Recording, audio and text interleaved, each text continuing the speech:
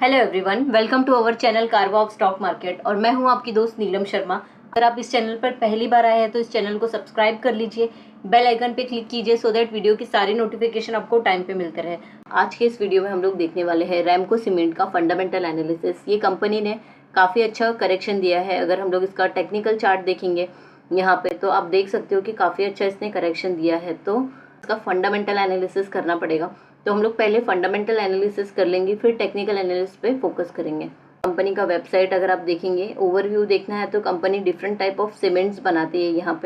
यहाँ पे blended cements, OPC products जैसे अलग अलग चीज़ों पे काम करती है। यह डिफरेंट टाइप ऑफ इनके प्रोडक्ट्स है, ठीक है। इसके अलावा रेडी मिक्स कॉन्क्रीट भी बनाती है एंड ड्राई मोटर्स पे भी काम करती है, यानी कि यहाँ पे plastering, tile fixing, block fixing, putty application, ठीक है। ये आ गया ड्राई मोटर में। अभी आप यहाँ पे देखेंगे इसका ब्लेंडेड सीमेंट का, तो ये है इनका ब्लेंडेड सीमेंट। तो ये कंपनी का ओवरव्यू था। तो फंडामेंटल एनालिसिस में हम लोग कवर करेंगे कंपनी का जो Q4 का रिजल्ट्स आया था वो, और ईयर ऑन ईयर कंपनी ने कैसा परफॉर्म किया है वो चीज़ें हम लोग जाके कंपनी के प्रेजेंटेशन रिपोर्ट्स में देखेंगे, ठीक है। तो अभी हम लोग स्टार्ट करते हैं कंपनी का फंडामेंटल एनालिसिस। तो सबसे पहले हम लोग कंपनी का TRCL मार्केट अपडेट देखेंगे। तो कैसा है इसका मार्केट अपडेट, यहाँ पे साउथ और ईस्ट से यहाँ पे कंपैरिजन होता है। तो volume from B2C and B2B जो है वो ग्रो हुआ है, और ईस्ट में भी देखेंगे तो वॉल्यूम ग्रो हुआ है B2C एंड B2B में, ठीक है। शेयर ऑफ प्रीमियम प्रोडक्ट है वो 29% से ग्रो हुआ है और पहले 28% से, तो ज़्यादा खास इसमें प्रीमियम प्रोडक्ट में ग्रोथ नहीं है। देन यहाँ पे share of premium product east में कैटेगरी में देखेंगे तो 20% से ग्रो हुआ है और पहले 16% था, तो काफ़ी अच्छा खासा ग्रो हुआ है इसमें। मार्जिन देखेंगे अंडर प्रेशर है due to price in all market, यानी कि जो प्राइस था वो वीक था ऑल मार्केट में, साउथ साइड में, ठीक है। लेकिन यहाँ पे ईस्ट में देखेंगे तो यहाँ पे भी ऑल मार्केट में ही वीक प्राइस था एक्सेप्ट उड़ीसा में, ठीक है। वॉल्यूम शेयर जो है वो इंक्रीज हुआ है 76% से, और पहले भी 76% ही था। एंड ईस्ट में देखेंगे तो 24% से इंक्रीज हुआ है, पहले भी 24% से था। यहाँ पे हम लोग कंपनी का सेल्स एंड कैपेसिटी यूटिलाइजेशन देखेंगे कितना हुआ था 2024 में, ठीक है। तो अब यहाँ पे देखेंगे ओपीसी यानी कि ऑर्डिनरी पोर्टलैंड सीमेंट यहाँ पे 30% का है, B2B का यहाँ पे 34% का है। देन यहाँ पे ओपीसी अगेन 32% का है एंड यहाँ पे 35% का है। तो यहाँ पे आप देख लो FY24 में 83% से ग्रोथ है एंड यहाँ पे देखेंगे तो 73% का ग्रोथ है। तो काफ़ी अच्छा इसमें जो सेल्स एंड कैपेसिटी यूटिलाइजेशन है वो काफ़ी अच्छी हुई है। सीमेंट सेल्स देखेंगे लाख टर्न्स में, तो यहाँ पे देखो FY23 एंड FY24 तो 22% का अच्छा खासा ग्रोथ है। Dry motor sales lakh turn में देखेंगे यहाँ पे तो 51% का अच्छा खासा ग्रोथ है।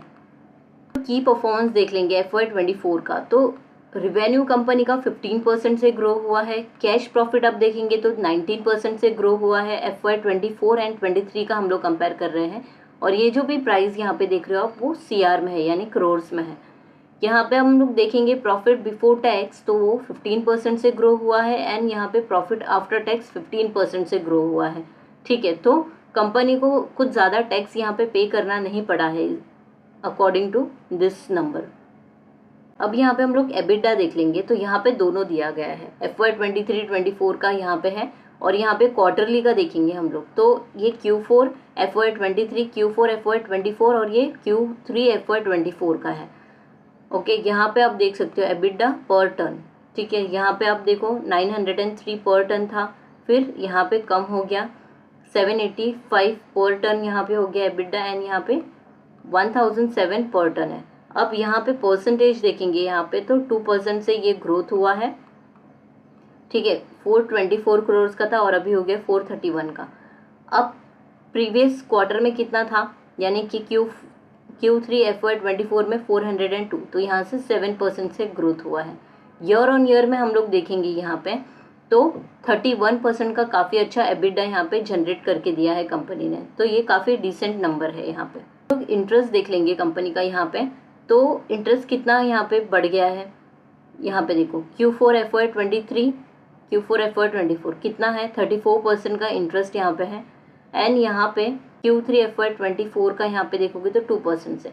ईयर ऑन ईयर देखेंगे तो काफ़ी ज़्यादा अच्छा नंबर है, यहाँ पे 73% का इंटरेस्ट है। तो फाइनेंस कॉस्ट देखेंगे, ये कंपनी का इंक्रीज़ हुआ है ड्यू टू कंपनी ने क्या किया, इंक्रीज़ किया है उनका यूनिट्स, यहाँ पे इनका जो ब्रांच है कोलिमगुंडला एंड RR नगर में, लाइन 3 में एंड 2 ड्राई मोटर्स प्लांट्स में, ठीक है। फिर जो इफेक्टिव रेट देखोगे वो इंक्रीज़ हुआ है, ठीक है। यहाँ पे देखो 7.01 था, अब हो गया है 7.76 Q4 FY24 में, और FY24 का आप देखेंगे तो 7.70 का हो गया है फ्रॉम 6.35 का। तो इंटरेस्ट जो है वो काफ़ी इंक्रीज़ हो गया है। देन यहाँ पे हम लोग डेप्रिसिएशन देखेंगे कंपनी का, तो यहाँ पे डेप्रिसिएशन 17% से प्रीवियस क्वार्टर से कंपेयर करेंगे तो इंक्रीज़ हो गया है, एंड यहाँ पे फ्लैट है, मैंने प्रीवियस क्वार्टर से कंपेयर करेंगे तो यहाँ पे फ्लैट है, देखो आप पे 165 है और ये 166 करोड़ का है, इसके लिए यहाँ पे फ्लैट नंबर दिया है। देन ईयर वाइज देखेंगे FY23 एंड FY24 का, तो 26% का यहाँ पे ग्रोथ है, ठीक है। यहाँ पे देखो FY24 636 करोड़ का है और पहले 504 का था, तो काफ़ी ज़्यादा यहाँ पे डिप्रिसिएशन आ गया है। अब हम लोग कंपनी का इनकम स्टेटमेंट देख लेंगे यहाँ पे FY24 का, तो कंपनी ने कैसा परफॉर्म की है वो यहाँ से समझेगा। तो स्टैंड अलोन नंबर है यहाँ पे, और यहाँ पे है कंसोलिडेटेड, ये भी क्रोर्स में है इसका नंबर।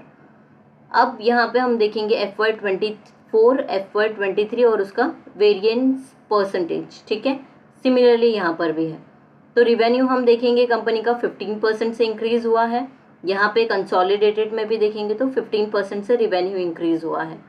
देन इसका जो ऑपरेटिंग एक्सपेंसेस है, जो खर्चा है वो भी इंक्रीज़ हो गया है, इसके लिए यहाँ पे रेड में दिया है, ठीक है। तो ये कम होना चाहिए था, यहाँ पे लिखा भी है लेस, ठीक है। 12% से इंक्रीज़ हुआ है, यहाँ पे भी देखेंगे तो 12% से इंक्रीज़ हुआ है। एबिटा काफ़ी अच्छा है, यहाँ पे हमने जैसे देखा ये 31% से इंक्रीज़ हुआ है, यहाँ पे आप देखोगे तो 32% से इंक्रीज़ हुआ है कंसोलिडेटेड में। देन फाइनेंस कॉस्ट कंपनी का इंक्रीज़ हो गया है, जैसे कि कहा उनका जो भी ब्रांचेस है जहाँ पे उनका मैन्युफैक्चरिंग होता है वहाँ पे यूनिट बढ़ाने की वजह से ये इंक्रीज़ हुआ है। तो यहाँ पे 73% से इंक्रीज़ हुआ है, लेकिन ये फाइनेंस कॉस्ट उन्होंने अपने बिजनेस को बढ़ाने के लिए यूज़ किया, तो ये नेगेटिव पॉइंट नहीं है, बट यहाँ पे रेड में है। सिमिलरली कंसोलिडेटेड में भी यहाँ पे देखेंगे तो 73% का है। डेप्रिसिएशन हमने देखा था तो वो भी इंक्रीज़ हो गया है, 26% का हो गया है, और यहाँ पे 28% का हो गया है कंसोलिडेटेड में, जो कि कम होना चाहिए था ये भी। तो कंपनी ने हाईलाइट किए जहाँ जहाँ उनको कम होना चाहिए था वहाँ पे। प्रॉफिट बिफोर टैक्स देखेंगे तो 15% से इंक्रीज़ हुआ है, एंड यहाँ पे भी हम लोग देखेंगे तो 15% से इंक्रीज़ हुआ है कंसोलिडेटेड में। करंट टैक्स एक्सपेंसेस जो है वो 59% से इंक्रीज़ हो गया है, ये भी कम होना चाहिए था, यहाँ पे भी 59% से इंक्रीज़ हो गया है, ये भी कम होना चाहिए था। देन डेफर्ड टैक्स एक्सपेंसेस देखेंगे तो 3% से इंक्रीज़ हुआ है, एंड यहाँ पे हम देखेंगे तो 2% से इंक्रीज़ हुआ है। प्रॉफिट आफ्टर टैक्स हम लोग देखेंगे तो 15% से यहाँ पे इंक्रीज़ हुआ है, ठीक है। और यहाँ पे देखेंगे कंसोलिडेटेड में तो यहाँ पे भी 15% से इंक्रीज़ हुआ है। देन टोटल कॉम्प्रिहेंसिव इनकम आप देख लो 17% से इंक्रीज़ हुआ है, और यहाँ पे आप देखोगे तो 35% से इंक्रीज़ हुआ है, जो कि ये कंपनी के नंबर्स अगर हम लोग देखते हैं ठीक से FY24 के तो डिसेंट है, मतलब इतने ख़राब नहीं आए हैं, डिसेंट नंबर आए हैं। अब यहाँ पे हम लोग समराइज फाइनेंशियल पोजीशन देख लेंगे, तो यहाँ पे हम लोग टोटल असेट है, यहाँ पे टोटल इक्विटी एंड लाइबिलिटीज़ देख लेंगे कंपनी का, ये है स्टैंड अलोन और ये है कंसोलिडेटेड क्रोर्स में है ये, ठीक है। यहाँ पे फिक्स असेट इंक्लूडिंग CWIP यहाँ पे देख लो, ये 23 का है और ये 24 का है, तो ये इंक्रीज़ हो गया है, यहाँ पे देखो 13,421 करोड़ का हो गया है, ठीक है। पहले 12,161 का था। कंसोलिडेटेड में भी देखेंगे तो ये भी इंक्रीज़ हो गई है। इन्वेस्टमेंट कंपनी कैसे कर रही है, अभी इन्वेस्टमेंट में कंपनी ने थोड़ा सा इन्वेस्टमेंट ज़्यादा कर दिया है, यहाँ पे भी आप देखोगे कंसोलिडेटेड में तो इन्वेस्टमेंट कंपनी का इंक्रीज़ हो गया है, 319 करोड़ का हो गया है। लोन एंड एडवांस कंपनी ने कैसा लिया है, अभी यहाँ पे लोन और एडवांस कंपनी का जो है वो कम हो गया है, जो कि कंपनी के लिए बहुत ही अच्छी पॉइंट रहती है। यहाँ पे देखो पहले ज़्यादा था और अभी कम हो गया है। कंसोलिडेटेड में भी आप देखोगे तो कम हो गया है। इन्वेंट्रीज देख लेंगे हम लोग, तो इन्वेंट्रीज कंपनी की इंक्रीज हो गई है क्योंकि कंपनी का सेल्स इंक्रीज होते जा रहा है, जिस वजह से इन्वेंट्री भी ऑब्वियसली इंक्रीज होगी। यहाँ पे भी देख रहे हो इंक्रीज हो गई है।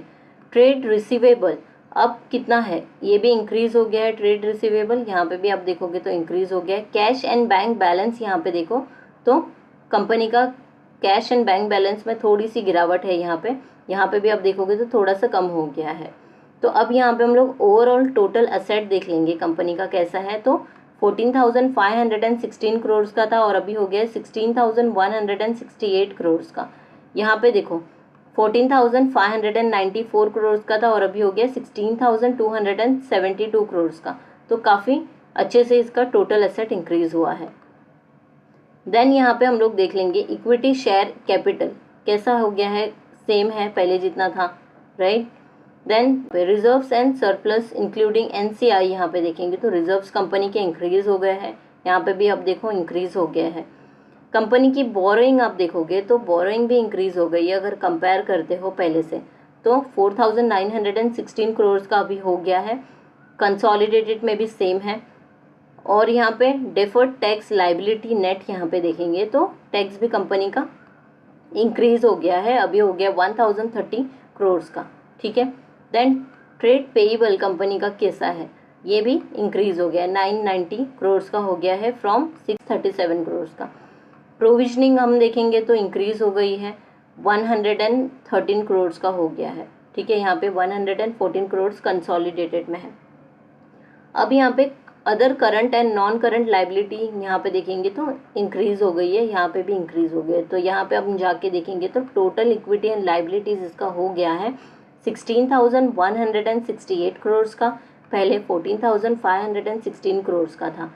यहाँ पे भी आप देखोगे तो वैसे ही इंक्रीज हो गया है। इस कैश फ्लो हम लोग देख लेंगे यहाँ पे कंपनी का, तो यहाँ पे FY24 का है, 23 का है, ठीक है।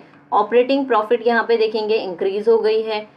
Change in working capital day देखेंगे वो भी इंक्रीज हो गया है, ठीक है। एंड टैक्स यहाँ पे डायरेक्ट टैक्स पेड यहाँ पे कम हो गया है, यहाँ पे अदर भी कम हो गया है। तो ओवरऑल यहाँ पे हम लोग देखेंगे net cash flow from operating activity यहाँ पे तो कितना हो गया है, ये 1,894 का और पहले कितना हो गया था 1,405 करोड़ का, ठीक है। तो यहाँ पे ऑपरेटिंग एक्टिविटी इंक्रीज हो गई है। कैपिटल एक्सपेंडिचर यहाँ पे देखेंगे तो ये भी इंक्रीज हो गया है यहाँ पे, ठीक है। Then net cash flow used in investing activity, अभी इन्वेस्टिंग एक्टिविटी में कैसा है, इंक्रीज इन बोरोइंग, फिर डिविडेंड पे आउट, ये सब चीज़ें देखेंगे ना हम लोग। तो यहाँ पे देखो माइनस में ही हो गया, यानी कि माइनस में ये इंक्रीज हो गया। यहाँ पे भी आप देखोगे इंक्रीज इन बोरोइंग, तो इंक्रीज इन बोरोइंग ये कम हो गया जो कि एक पॉजिटिव पॉइंट है। और interest and dividend pay out भी माइनस में हो गया, इंक्रीज हो गया यहाँ पे माइनस में। लेकिन net cash flow from financing activity देखेंगे तो ये भी माइनस में चला गया है, पहले पॉजिटिव में था 274 करोड़ का था, अभी -28 करोड़ का हो गया है। Net decrease in cash and bank balance का देख लेंगे तो इंक्रीज हो गया 33.41% से माइनस में चला गया है, पहले -7.45% का था। अभी हम लोग कंपनी का की रेशियो देख लेंगे यहाँ पे, तो एबिटा रेशियो जो है कंपनी का यहाँ पे देखो Q4 FY24 का है, Q4 FY23, Q3 FY24, FY24 और 23 का। तो हम लोग ईयर वाइज ही देखेंगे। एबिटा देखोगे तो इंक्रीज हो गया 17%, पहले 15 था। यहाँ पे प्रॉफिट बिफोर टैक्स रेशियो देख लेंगे तो 6% का ही है, कोई चेंज नहीं है। प्रॉफिट आफ्टर टैक्स देख लेंगे हम लोग तो कोई भी चेंज नहीं है, 4% का ही है पहले और अभी भी। देन यहाँ पे EPS नॉट एनुअलाइज देखेंगे तो 17 करोड़ का हो गया और पहले 15 का था, ठीक है। ROE देखेंगे एनुअलाइज तो 6% से इंक्रीज हुआ है, पहले 5% का था, तो कोई ज़्यादा इंप्रूवमेंट नहीं है इसमें। ROCE है यहाँ पे एनुअलाइज 7% का है, पहले 5% का था, इसमें भी कोई ज़्यादा इम्प्रूव नहीं है। यहाँ पे डेट इक्विटी रेशियो यहाँ पे देख लेंगे तो 0.69 का है और पहले 0.66 का था, ठीक है। तो यहाँ पे थोड़ा सा इंक्रीज हुआ है। Debt service cover ratio annualise देखेंगे तो 1.85 का था और यहाँ पे 1.31 का था, ठीक है। तो ये भी इंक्रीज हो गया है। इंटरेस्ट सर्विस कवर रेशियो देख लेंगे यहाँ पे तो 1.94 का है और पहले 2.06 का था, तो ये कम हो गया है कंपनी का। करंट रेशियो देख लेंगे हम लोग तो 1.04 का है और पहले कितना था 1.08 का, ठीक है, तो ये कम हो गया है। नेट डेट एबिटडा एनुअलाइज देख लेंगे यहाँ पे, तो 3.02 का है और पहले 3.57 का था। ठीक है, तो यहाँ पे ओवरऑल रेशियो से हमें समझ में आया कि कंपनी का जो भी परफॉर्मेंस है Q3 और Q4 के कंपैरिजन में, तो अभी Q4 का जो भी नंबर आया है वो डिसेंट है, कोई एकदम अमेजिंग नहीं है। लेकिन फ्यूचर में कंपनी बहुत ही ज़्यादा कैपेक्स कर रही है, तो आने वाला जो भी रिजल्ट रहेगा होपफुली अच्छा रहेगा। यहाँ पे अभी ये रिजल्ट अच्छा डिसेंट नहीं आने की वजह से, मतलब बहुत अच्छा नहीं आने की वजह से, जो एक्सपेक्टेड लाइन थी वो बीट नहीं करने की वजह से कंपनी का जो टेक्निकल चार्ट आप देखोगे तो वो काफ़ी ज़्यादा इसमें करेक्शन आया है। लेकिन अभी काफ़ी 1 वीक से कंटिन्यूसली अप ट्रेंड बना रहा है, तो अभी हम लोग टेक्निकल चार्ट भी आगे जाके कवर करेंगे। कैपेक्स अपडेट बोरोइंग्स देख लेंगे यहाँ पे। तो कंपनी का कैपेक्स इनकर्ड ड्यूरिंग FY24 का जो है वो 1922 करोड़ का था, और Q4 FY24 में देख लेंगे तो 312 करोड़ का। तो ओवरऑल यहाँ पे कैपेक्स भी काफ़ी डिसेंट था। तो जो उनका कोलिंगुंडाला यहाँ पे TPP of 18 megawatt will be commission during June 2024 और railway siding will be commission during September 2024। तो यहाँ पे कंपनी काम कर रही है। Expansion of dry mortar plant 2 unit Andhra Pradesh and Odisha में इंक्रीज होने वाला है जून 2024 में। फिर अराउंड 660 एकड़ का जो माइनिंग लैंड है वो एक्वायर किया है न्यू प्रोजेक्ट कर्नाटका में। देन कैपेसिटी एडिशन भी कर रही है कंपनी, यहाँ पे आप देख सकते हो clinker capacity in Kolimigundla to 6.3 million ton per annum. फिर सीमेंट कैपेसिटी भी 3 million ton per annum with addition of WHRS capacity of 15 megawatt increase हो रही। तो इन शॉर्ट यहाँ पे देखेंगे तो कंपनी काफ़ी अच्छा उनका जो कैपेसिटी एक्सपांशन है वो कर रही है। फिर यहाँ पे capacity of 10 megawatt in Ramasamy Rajanagar ये भी इंक्रीज होगा। ठीक है, estimated capex of FY25 is expected to around 1200 crore का यहाँ पे कैपेक्स है, लेकिन कंपैरेटिवली देखेंगे तो कैपेक्स कंपनी ने कम किया है यहाँ पे। अब बोरिंग कंपनी की देख लेंगे तो लॉन्ग टर्म का यहाँ पे देखेंगे डेट तो 4506 करोड़ का है, एंड शॉर्ट टर्म का देखेंगे तो 312 का है। ओके, इंटरेस्ट फी यहाँ पे सॉफ्ट लोन देखेंगे तो 78। ठीक है, तो ग्रॉस डेट कंपनी का अभी यहाँ पे 4916 करोड़ का हो गया है।